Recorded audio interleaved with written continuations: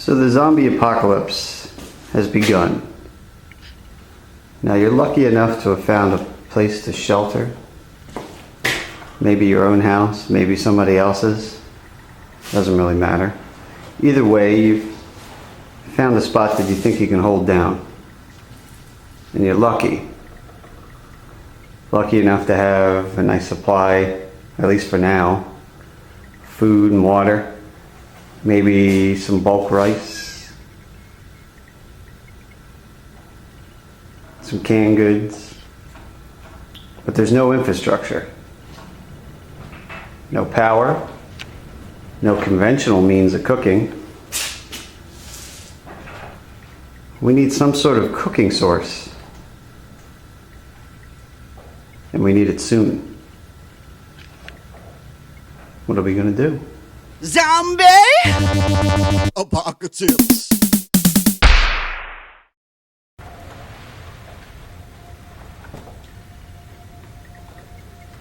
Now, as it turns out, I legitimately don't have any power. Not just being cute for the video, but I'm actually out of power, which sucks when you're trying to make a video. So it looks like my little scenario is going to be a little more realistic than I anticipated, but we're going to stick with it and see what happens. Now, first things first, we got to take a look around. We need some sort of fuel source. I'm in the garage now, if you can even tell that from my lack of lighting. But we're going to have to take a look around, find some sort of source of fuel. Car wash products, oils and soaps. That's not going to help. Old stereo. Not going to help either. Let's get out of the garage. No, wait. We do have wood for fires. But let's just say you want to save that wood. Save your large fires for when you really need it when it's cold, or perhaps you just don't want to waste a big old fire when it's not cold out on cooking. We need some sort of liquid fuel. Something that's going to be able to burn quick and be extinguished quick. We got to go to the basement.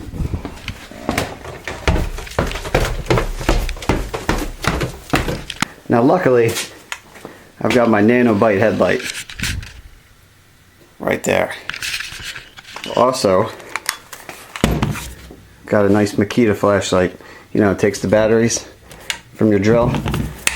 So hopefully that's going to throw enough light to get this video going. Now let's see. What do we got here? Some lacquer thinner. Non-photochemically reactive. It's not going to work. W40, WD-40. No. Paint thinner. Mineral spirits. Sounds fun. Thin oil-based paint. What do you think? No, don't think so. God, I got a ton of paint thinner. That's because it's good for tumbling ammo. But right now we need fuel. Fuel, fuel, fuel. Spray paint. Got a ton of that. This looks like paint thinner too, right? Wait. Denatured alcohol. You know what? It's meant for cleaning glass. It's also a clean burning fuel for marine stoves. This right here, I think this is going to be it. Now, denatured alcohol, it's really just moonshine with poison in it. And I'm not even making that up, or exaggerating, I should say. It might be exaggerating a little bit. But this is basically ethanol, which is drinking alcohol, that they've added some poison and probably some other stuff to make it less desirable to drink. And that way, you know, they can have a fuel without our government getting all upset that people are going to Home Depot and getting some moonshine for their liquor cabinet. That would probably jack the price up and add a lot of regulation. Booze gets taxed, it gets heavily regulated. However, if you meet the guidelines and you throw a little poison in there, you basically find a way to get people not to want to drink it. well then you can sell it in Home Depot. Keeps the price down. About $15 a gallon for this stuff.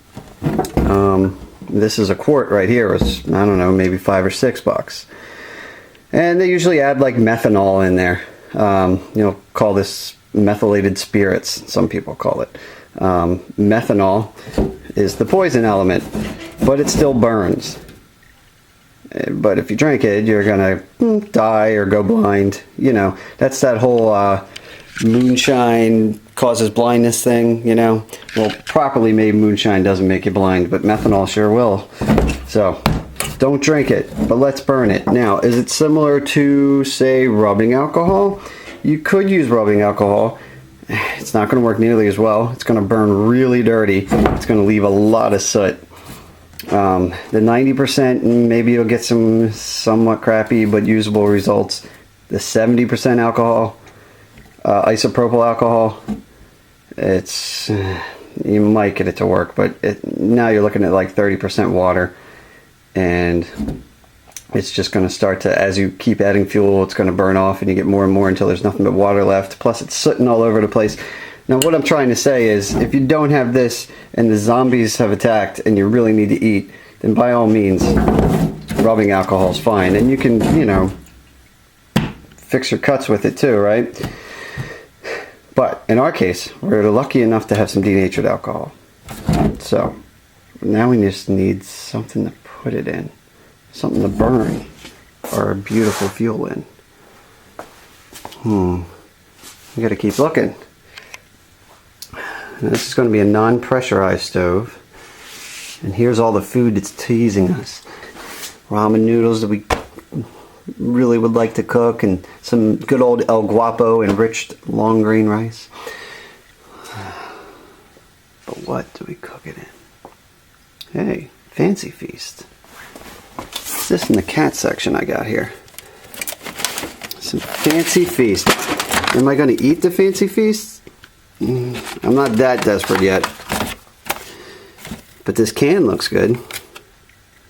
This is a 6-ounce can of fancy feast. First we got to do something with the food in there, and like I said, I'm not eating it. Oh, kitty cat!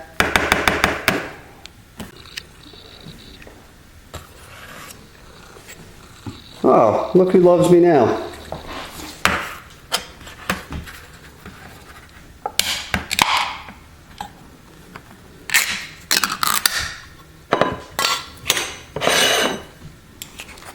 Oh yeah. It's not Mad Max yet, people. The cat can have it. There. Take care of that. Thank you. You've done your part. Alright, now, on to better things. Let's wash this out, shall we?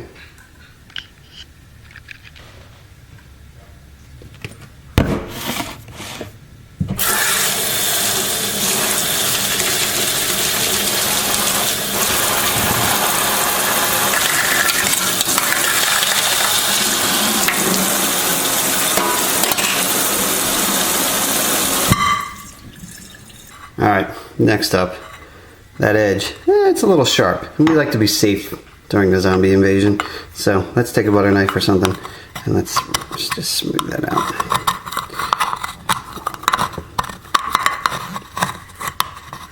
Should probably eradicate this pesky label while we're at it.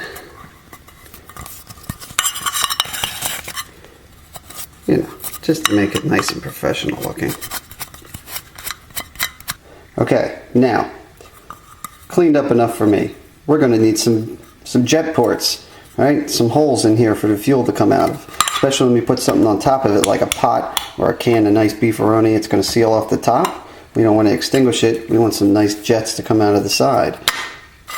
So, we got to head back to the basement. Off to get some manly tools. Let's get that flashlight.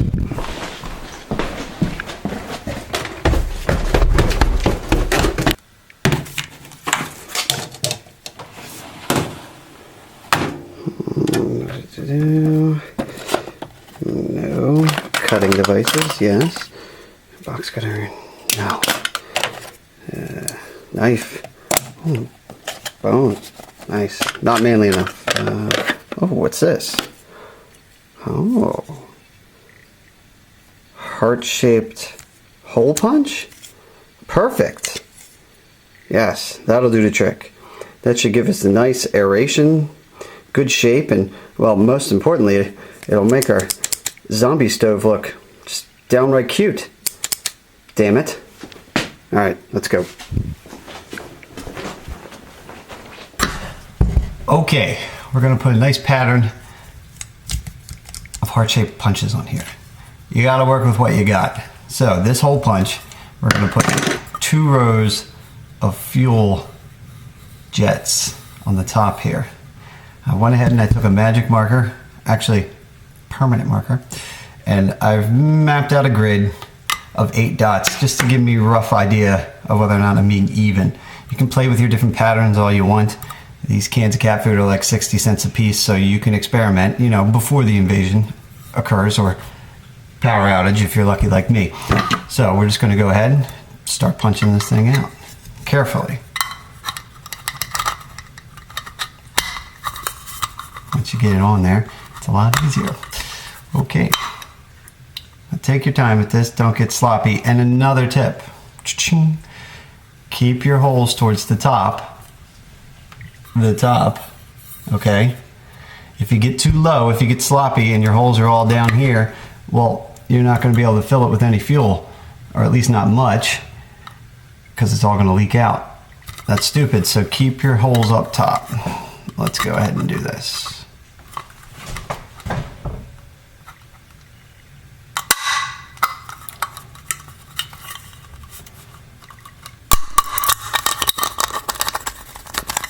It's a little stuck there. You just keep working your way around. See how we're getting our holes in there?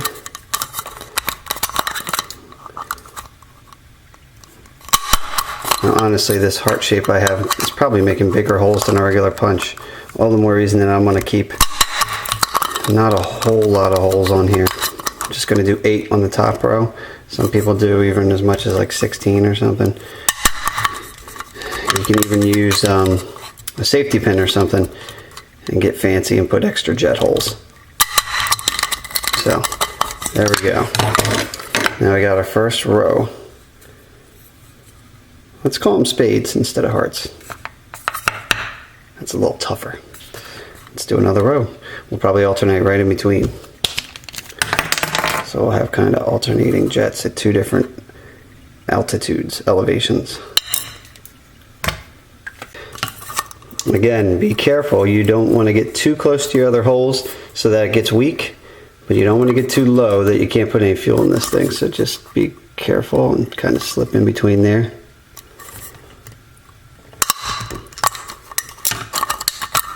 There we go. That one didn't penetrate all the way. Let's say we did that on purpose.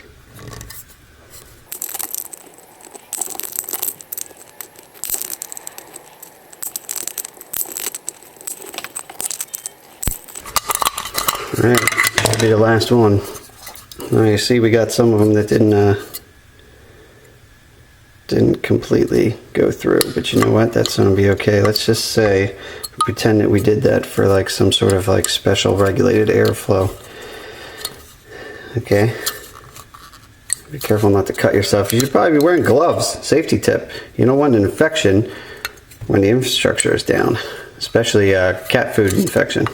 But anyway, if you're an idiot like me, don't wear gloves. Alright, now we've got our nice pattern of holes. Let's get some fuel in this thing. Back to the basement.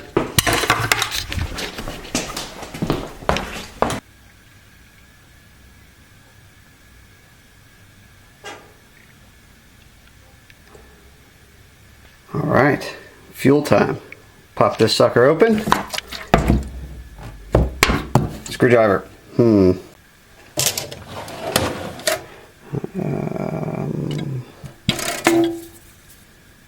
Perfect.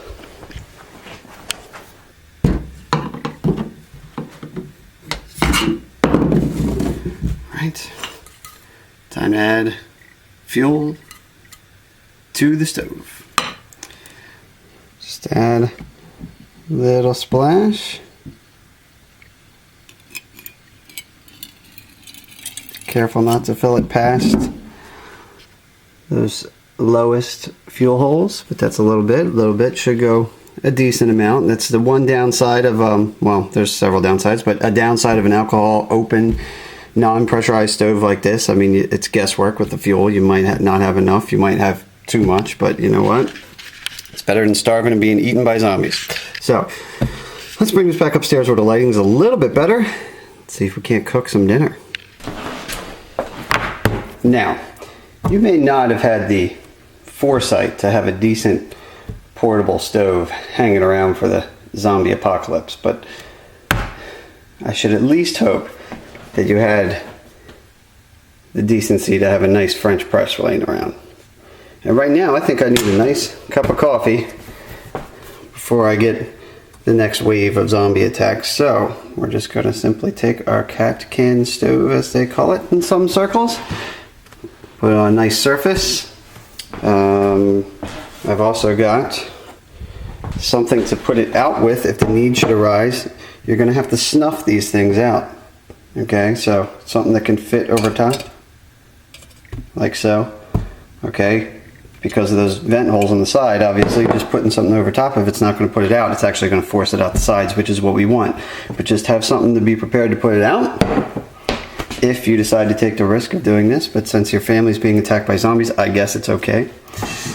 Then we just get some nice matches and we'll light this thing up. Go ahead and give this a strike.